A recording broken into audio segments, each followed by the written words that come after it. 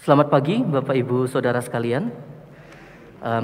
Senang bisa berjumpa dengan Bapak Ibu yang ada di ruangan ini, dan juga tentunya senang bisa menyapa Bapak Ibu yang mengikuti ibadah dengan live streaming. Saya bersyukur bisa berjumpa dengan Bapak Ibu ini setelah 2 tahun lebih mungkin ya, kita sempat berjumpa lagi dengan forum yang semacam ini, dan saya bersyukur atas itu. Dan terima kasih juga untuk doa Bapak Ibu bagi kami di STT Aletheia. Kami juga senantiasa mendoakan Bapak Ibu yang ada di sini. Mari Bapak Ibu, saya ajak kita bersama tundukkan kepala kita mau minta Tuhan menolong kita di dalam ibadah kita. Ya Tuhan, kami bersyukur atas kasih karunia Tuhan, atas kebaikan pertolongan Tuhan. Kami diizinkan untuk dapat beribadah. Pada pagi ini kami akan merenungkan sebuah tema yang dekat dengan pergumulan kami. Tolonglah kami Tuhan, agar waktu ini kami gunakan dengan sebaik mungkin, membuka hati kami, pikiran kami, untuk mendengar firman-Mu, dan untuk berkomitmen melakukannya dalam hidup kami. Di dalam nama Tuhan Yesus kami berdoa, amin. Nah Bapak Ibu sekalian, kita akan merenungkan sebuah tema yang saya pikir sangat relevan untuk kita di masa-masa pandemi ini, yaitu medsos kawan atau lawan. Nah Bapak Ibu Saudara,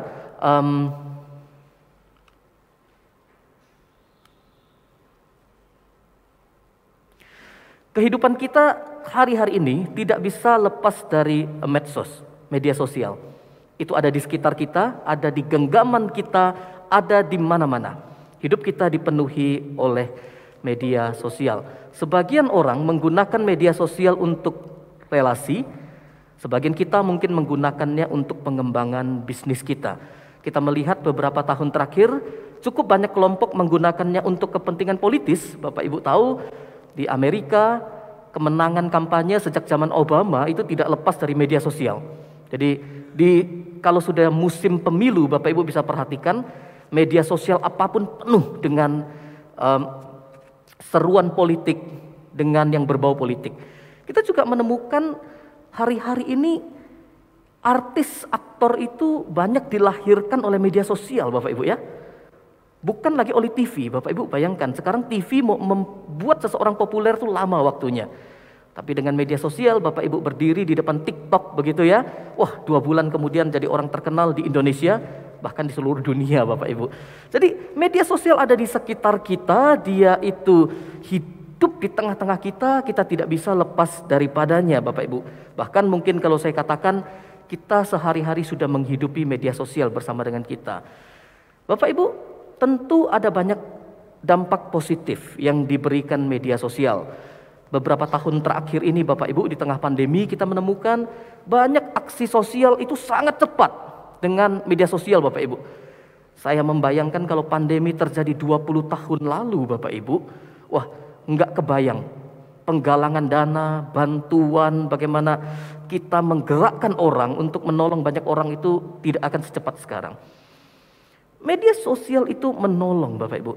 Di saat pandemi kita menemukan Bapak Ibu, cukup banyak orang harus karantina karena positif COVID. Bapak Ibu tahu ya, karantina itu ruang yang tanda petik mengerikan Bapak Ibu.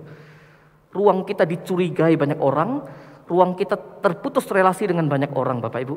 Tapi untung ada media sosial, kita masih bisa terhubung dengan dunia luar. Bapak Ibu mungkin ada pengalaman semacam itu, entah keluarga sempat positif, entah kita sendiri. Kita masih bisa berhubungan Bapak Ibu dengan media sosial.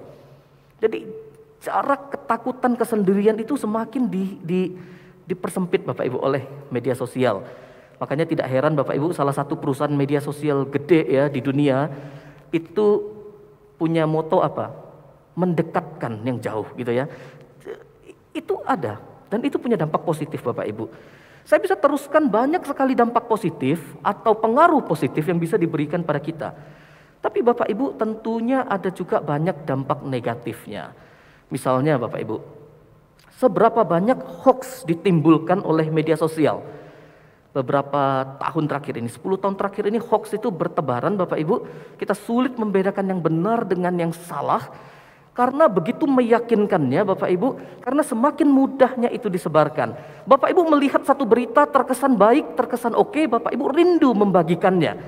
Bapak Ibu tekan share gitu kan ya. Semua jemaat dapat. Wah, jemaat ini merasa oke dan baik, terberkati, tekan share Bapak Ibu. Dalam waktu 1 jam, jutaan orang terima berita itu dan rupa-rupanya hoax misalnya Bapak Ibu. Bapak Ibu bayangkan, itu mengerikan Bapak Ibu. Mengerikan. Kita juga tidak bayangkan ini 10 tahun, 20 tahun lalu akan terjadi ya. 10-20 tahun lalu gosip itu menjadi gosip saja Bapak Ibu. Hari-hari ini gosip itu menjadi sesuatu yang mengerikan Bapak Ibu. Sosial media, media sosial Bapak Ibu ya. Berapa tahun juga kita menyaksikan Bapak Ibu banyak penipuan ya, media sosial. Banyak orang mengambil keuntungan dengan cara yang tidak bertanggung jawab, melalui cara yang macam-macam Bapak Ibu. Buat fake account orang lain, mendekati orang dan sebagainya, itu terjadi. Bapak Ibu kan tahu beberapa waktu lalu ada cerita ya, seorang bercerai di hari pernikahannya. Kenapa? Karena ketemunya via online, medsos Bapak Ibu. Ketemu, loh kamu kok nggak secantik yang di media sosial waktu itu. Yang ceweknya bilang, kamu juga nggak sekaya yang di media sosial. Jadi terjadi Bapak Ibu penipuan yang macam-macam. Jadi Bapak Ibu, pada umumnya kita akan menemukan nasihat semacam ini terkait dengan media sosial. Mau kita orang Kristen, mau kita bukan Kristen, kita akan menemukan nasihat semacam ini. Sebaik-baiknya gunakanlah media sosial dengan bijak. Gunakanlah media sosial dengan sebaik-baiknya untuk kebaikan. Nah Bapak Ibu, tentu ini nasihat yang tidak salah, nasihat yang baik dan bermanfaat Bapak Ibu. Hanya saja sekarang pertanyaannya begini, apa keistimewaan, keunikan, dan kekhasan Bapak Ibu orang Kristen dalam memberikan respons terhadap media sosial? Kalau yang kita suarakan itu sama seperti itu. Orang Kristen, orang bukan Kristen yang baik Bapak Ibu, saya yakin akan berkata seperti itu. Kalau gunakan medsos, gunakan yang bijak, gunakan yang baik. Lantas Bapak Ibu, apa keunikan kita menggunakan media sosial dibandingkan yang bukan Kristen? Nah Bapak Ibu, media sosial itu belum ada pada saat Alkitab itu ditulis, itu jelas Bapak Ibu ya. Zamannya Musa belum ada TikTok, zamannya Daud belum ada Facebook Bapak Ibu, itu tentu. Maka kita bisa bertanya, apakah kita bisa memberikan respons, tanggapan yang alkitabiah terhadap penggunaan media sosial? Karena zaman itu belum ada Bapak Ibu. Bisakah kita memberikan pendapat, memberikan tanggapan terhadap dunia yang modern, media sosial, berdasarkan teks kuno seperti Alkitab Bapak Ibu? Oh tentu bisa Bapak Ibu ya. Caranya macam-macam. Pada pagi ini saya mengajak kita merenungkan Bapak Ibu, media sosial lebih dalam daripada yang sudah saya ungkapkan tadi. Lebih mendalam daripada apa yang sudah kita mungkin jumpai di mana-mana Bapak Ibu. Media sosial Bapak Ibu itu bukan hanya gadget atau gawai semata.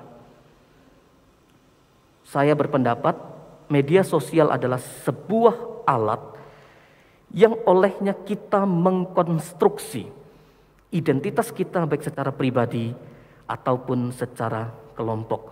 Maksudnya apa Bapak Ibu? Maksudnya ketika Bapak Ibu ngepost sesuatu di media sosial, itu bukan hanya iseng-iseng untuk post Bapak Ibu.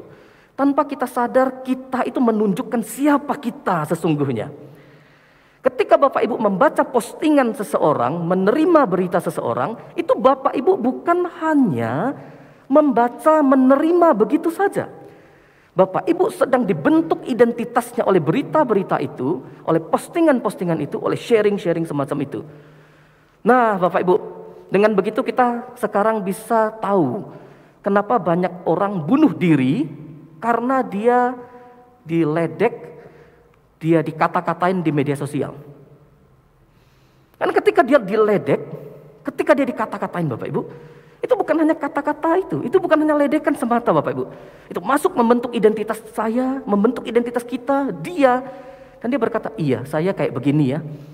Bapak Ibu ketemu itu di Korea Selatan.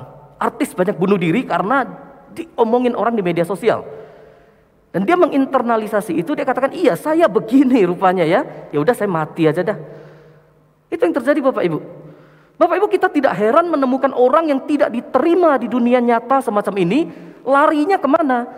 Larinya ke media sosial Bapak Ibu. Hari-hari ini Bapak Ibu yang lebih mungkin berkecimpung dalam bisnis atau dunia teknologi, 3 bulanan, 4 bulanan ini kita dihebohkan dengan apa? Metaverse Bapak Ibu ya. Tesla baru mengakuisisi tanah di Metaverse, begitu kan? Semua kita ini.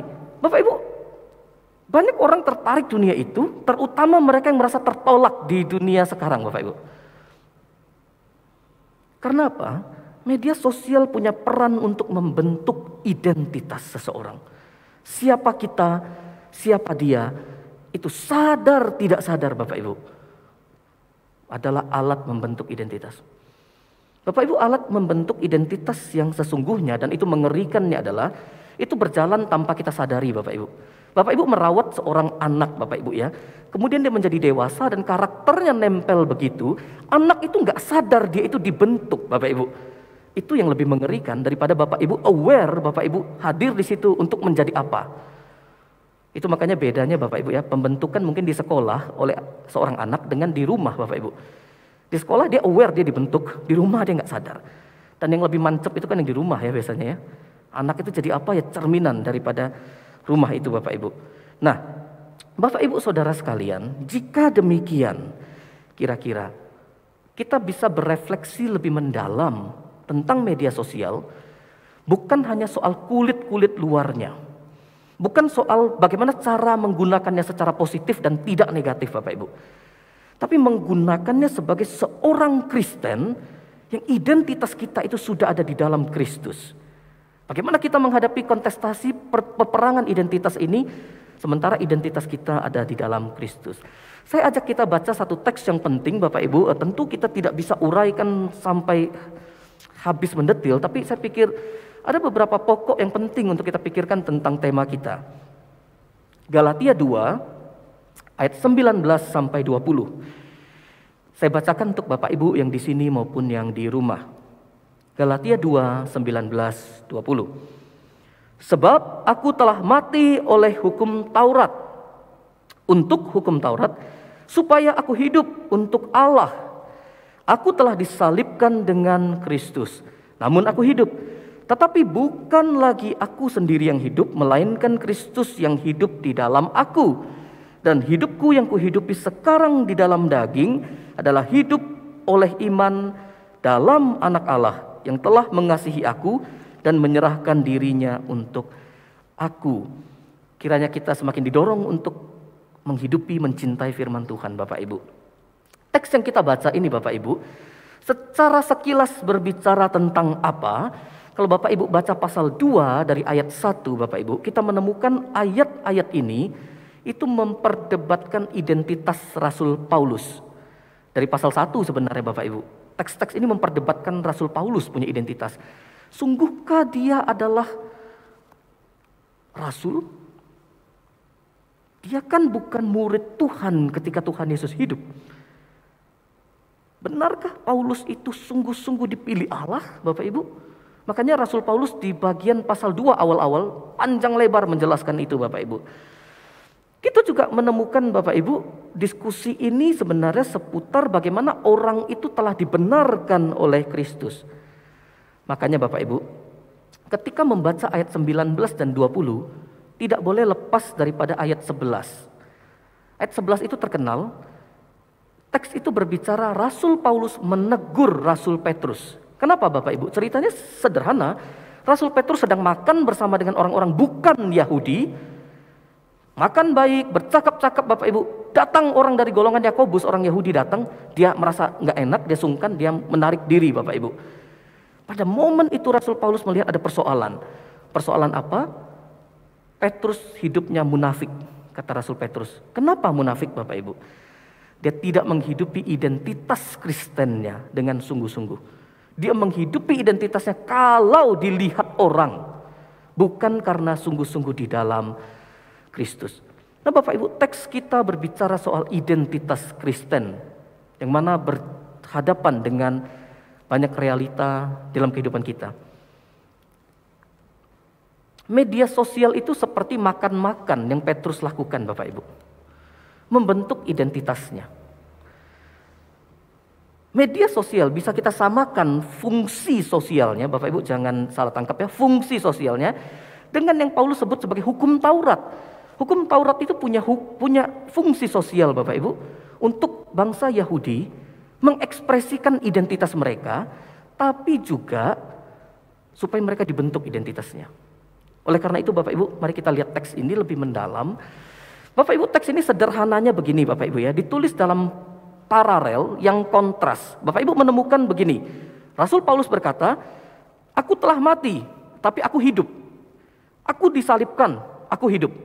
Aku bukan aku yang hidup, tapi Kristus yang hidup. Jadi ada semacam paralel Bapak Ibu di ayat itu, tapi paralelnya sifatnya kontras. Paulus bilang dia mati, tapi dia hidup. Dia bilang dia disalib, tapi dia hidup. Dia bilang bukan dia yang hidup, tapi juga dia hidup Bapak Ibu. Jadi apa maksudnya Rasul Paulus ngomong itu Bapak Ibu? Nah pada pagi ini kita akan melihat dua pelajaran pokok dari kontras ini Bapak Ibu. Supaya kita bisa meresponi media sosial yang ada di sekitar kita, yang sebenarnya berkaitan erat dengan identitas kita. Yang pertama Bapak Ibu, dari kontras itu kita menemukan sebenarnya Paulus ingin berkata hal sederhana ini. Hidupku yang kuhidupi bukanlah soal tentang aku lagi. Ada soal yang lebih besar daripada hidupku ini. Makanya dia katakan, aku telah mati, aku telah disalibkan, bukan aku lagi yang telah hidup sekarang. Bagi Paulus hidupnya Bapak Ibu di dalam Kristus, identitas dirinya yang terpenting bukan soal dia lagi Bapak Ibu. Ini bisa kita temukan di dalam pelayanan Rasul Paulus Bapak Ibu. Dia meninggalkan zona nyamannya melayani orang-orang non-Yahudi Bapak Ibu. Kenapa? Karena hidup pelayanannya bukan soal dia lagi. Bukan soal sukunya semata lagi. Tapi soal orang lain, soal suku lain Bapak Ibu. Dia tidak menghidupi kebenaran menurut versinya sendiri sekarang sebagai orang Farisi, tapi menurut versinya Tuhan Bapak Ibu. Bukan egonya lagi, tetapi ada yang lain yang lebih besar dari itu Bapak Ibu. Bagi kita Bapak Ibu, sebagai orang Kristen, bukankah identitas Kristen itu harus juga bukan soal kita lagi? Termasuk cara kita menggunakan media sosial Bapak Ibu. Hidupku bukan soal kepentingan saya lagi. Karena saya sudah di dalam Kristus. Mari kita coba evaluasi Bapak Ibu. Untuk apa kita selama ini pakai media sosial? Sebagian orang menggunakan media sosial karena ingin dimengerti. Makanya Bapak Ibu suami istri bertengkar, suami atau istri tidak puas terhadap pasangannya, dipost ke media sosial. Enak ya pasangannya tetangga, sangat mengerti dia. Pasanganku tanda tanya gitu kan Bapak Ibu. Wah rame, habisnya dikomentari teman-temannya. Seorang yang merasa tidak terlalu dipedulikan Bapak Ibu kemudian akan mencari penerimaan di media sosial. Bapak Ibu, kalau kita sudah di dalam Kristus Bapak Ibu, dan fokus hidup kita hanya soal kita Bapak Ibu, maka kita sebenarnya menjadi orang Kristen yang belum dewasa Bapak Ibu. Masih seperti Petrus yang ditegur oleh Rasul Paulus. Ataukah media sosial itu tempat pelarian Bapak Ibu? Tempat pelarian, kita tidak diterima Bapak Ibu, kita tidak punya tempat dalam dunia komunitas kita, kemudian kita melarikan diri ke media sosial. Ataukah media sosial itu tempat kita untuk menjadi orang yang ideal bagi kita, yang sebenarnya itu bukan kita Bapak Ibu. Hari-hari ini Bapak Ibu di media sosial bisa membuat avatar sesuka kita ya. Kita pengen rambut kita pirang, kita pengen kita kelihatan tinggi, kita pengen gagah, bisa Bapak Ibu. Kita pengen jadi seperti itu Bapak Ibu. Kalau pikiran kita begitu Bapak Ibu, maka kita belum bisa berkata seperti Rasul Paulus. Aku telah mati. Aku telah disalibkan. Aku bukan aku lagi yang hidup. Bapak Ibu menggunakan media sosial karena terkait identitas kita, maka bukan soal aku lagi. Maka bukan soal kepedihan-kepedihan hati kita lagi yang ingin kita tunjukkan kepada seluruh dunia. Bukan lagi persoalan saya ini tidak diterima orang, maka saya berharap diterima di satu komunitas tertentu Bapak Ibu. Bukan soal itu lagi Bapak Ibu. Tapi soal apa? Soal Kristus itu ada di dalamku, kata Rasul Paulus. Makanya dia katakan, aku hidup untuk Allah. Dia katakan, namun aku hidup. Kemudian dia katakan, Kristus yang hidup di dalam diriku. Kenapa Bapak Ibu? Menurut Rasul Paulus, kehidupan Kristen itu adalah sebuah proses menghidupi Kristus di dalam dirinya. Artinya, hidup kita harus senantiasa sesuai dengan kehendak Kristus, senantiasa meneladani Kristus di dalam kehidupan kita Bapak Ibu. Menghidupi Kristus itu adalah kehidupan yang sedapat-dapatnya kita upayakan dalam seluruh keseharian kita untuk kemuliaan Allah. Serta kerinduan kita senantiasa menjadi berkat bagi sesama. Bapak Ibu, kalau kita tanya bagaimana Rasul Paulus sendiri menghidupi itu Bapak Ibu, kita temukan ketika terjadi pertengkaran di gereja di Korintus Bapak Ibu, Paulus bukan fokus pada popularitas dirinya. Padahal dia punya tanda petik Bapak Ibu, punya pasar di situ. Tapi dia berkata, baik yang menanam ataupun yang menyiram itu sama. Bukan itu yang paling penting. Yang paling penting adalah Allah yang memberi pertumbuhan. Bukan Kefas, bukan Paulus, tapi Yesus Bapak Ibu. Paulus hidupi itu Bapak Ibu. Hidupnya bukan soal dia lagi, tapi soal bagaimana Kristus diutamakan Bapak Ibu. Paulus berupaya menjadi mediator kasih Kristus di dalam kehidupannya Bapak Ibu. Dia bukan yang penting dia sudah cukup dalam kehidupan Kristennya Bapak Ibu. Ketika dia melihat sesamanya di Yerusalem kekurangan, apa yang dia lakukan? Dia berinisiatif menggalang dana, menyalurkan kasih Kristus dari jemaat yang lebih berada kepada jemaat yang kekurangan Bapak Ibu. Rasul Paulus itu menghidupi Kristus di dalam identitasnya. Bapak Ibu izinkan saya bertanya Bapak Ibu ya, tentu ini pertanyaan untuk diri saya juga. Bagaimana selama ini kita menggunakan jaringan media sosial kita Bapak Ibu?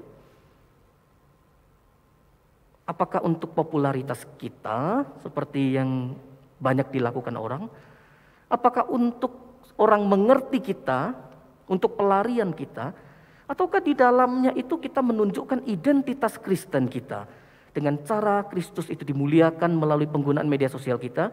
Kita rindu menjadi berkat bagi sesama kita siapapun melalui media sosial kita.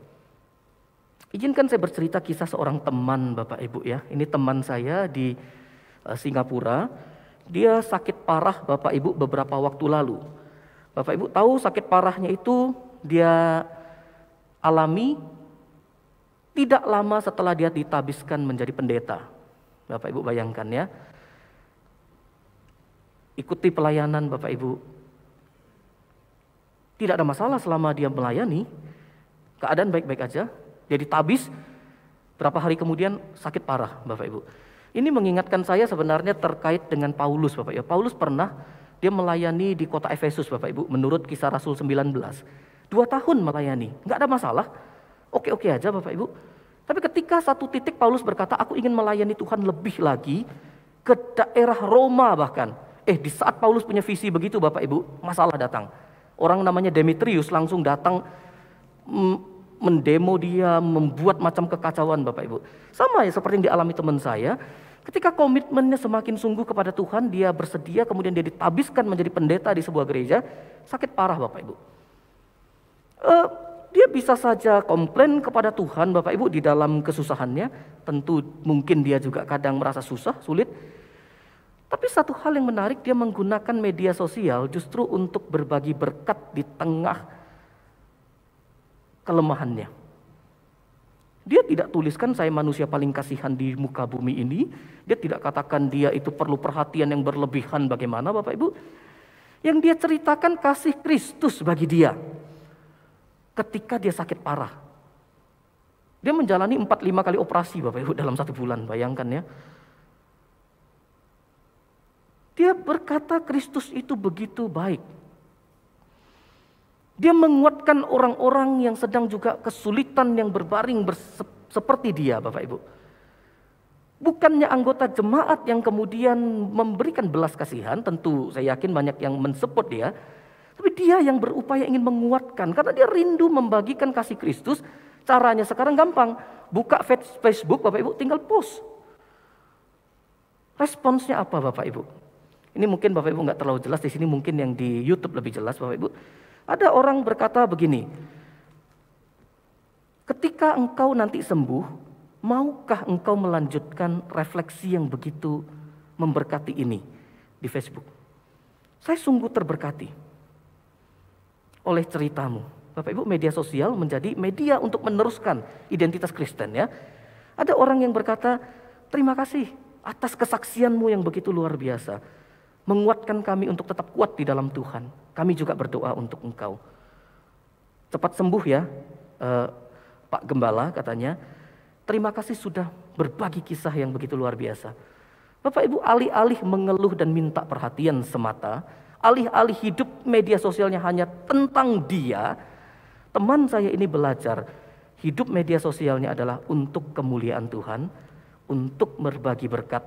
Karena dia tahu Bapak Ibu, media sosial itu berhubungan dengan identitas dan itu menjadi tempat yang baik dia menghidupi identitas Kristennya. Nah Bapak Ibu, media sosial kawan atau lawan Bapak Ibu. Mengutip pikiran Rasul Paulus Bapak Ibu, hukum Taurat itu baik Bapak Ibu. Tapi bukan itu yang menentukan identitas orang percaya. Hukum Taurat adalah alat mengekspresikan identitas di dalam Kristus. Media sosial Bapak Ibu adalah alat yang baik kalau kita bisa mengekspresikan identitas kita. Izinkan saya membacakan ayat ini sekali lagi untuk kita renungkan bersama.